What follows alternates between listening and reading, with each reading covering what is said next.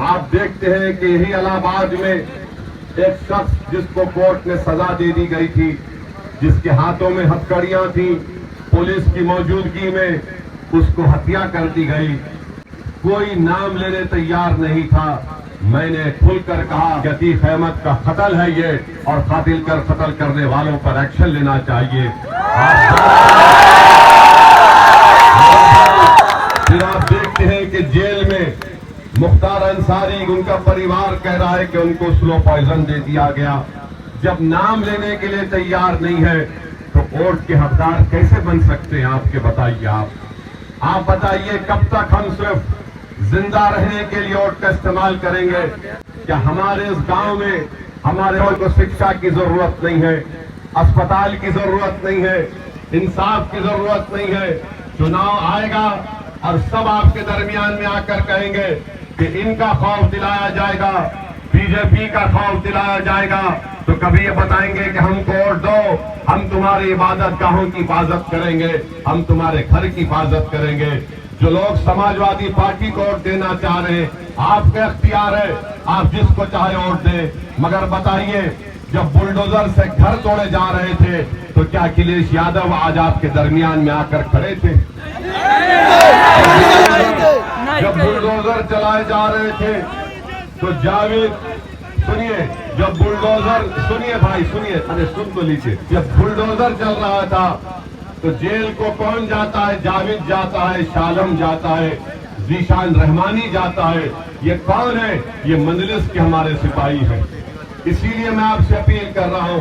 अब रहा सवाल कि प्रधानमंत्री जो बार बार ये भाषण देते हैं कि बच्चे ज्यादा पैदा कर रहे हैं, प्रधानमंत्री आपके खुद 6 भाई हैं, अमित शाह की 6 बहनें हैं। प्रधानमंत्री ये भूल जाते हैं कि भारत सरकार का डेटा यह कहता है कि मुस्लिम खवातीन का, महिलाओं का टीआरपी रेट गिरा है।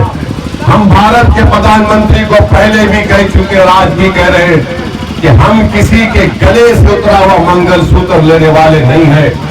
हम उस प्रधानमंत्री कहते हैं कि मंदिर को ताला लग जाएगा, प्रधानमंत्री कभी हमारे साथ चलो, आप उत्तर प्रदेश, हम आपको ऐसे फैक्ट्री दिखाएंगे कि तुमने रातों रात 500 की नोट को गायब तो कर दिया, मगर तुम्हारे इस फैसले की वजह से पूरे भारत में उत्तर प्रदेश में फैक्ट्रियों को ताला लग गया।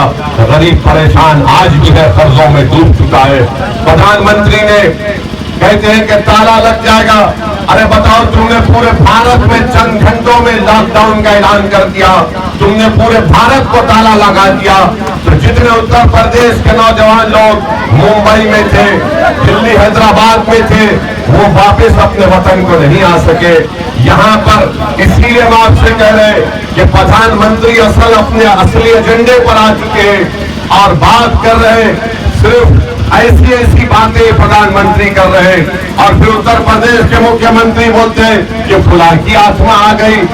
हम जानना चाहते उत्तर प्रदेश के मुख्यमंत्री से कि 500 साल हो गया उस शख्स को मरकर, उसकी आत्मा आपको कैसे मालूम यहाँ पर आ गई?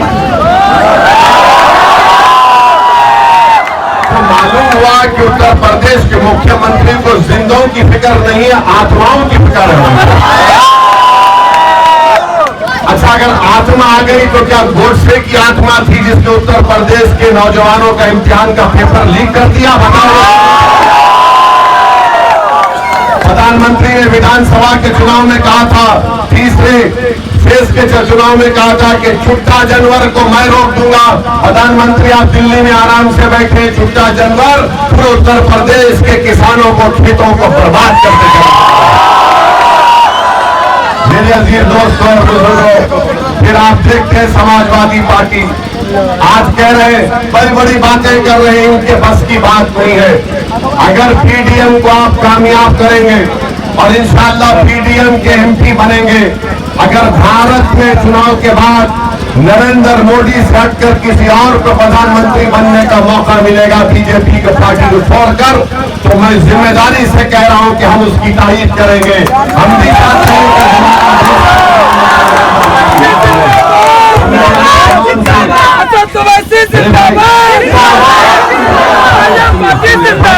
कि जारी करने के लिए नारा लगा रहे, मत करिए आप ये। सुन तो लीजिए हमारी बात। अगर आपका एमपी जीत कर जाएगा, अगर कल भारत की पार्लियामेंट में यूनिफॉर्म सिविल कोड, यकसा सिविल कोड का बिल लाया जाएगा, तो क्या अखिलेश यादव खड़े होकर उसकी मुखालिफत करेंगे? CAA का कानून जब भारत की पार्लियामेंट में लाया गया, आपने देखा, दुनिया ने देखा, अल्लाह ने हमको तौफीक दी, हमने बीजेपी के 300 MP मोदी और शाह के सामने उस बिल को काला कानून कहकर उस बिल को फाड़ दिया था। का गलत कानून लाया गया जो मुस्लिम महिलाओं के खिलाफ है। पूछिए लोगों से क्या कहना चाहते हैं उस पर।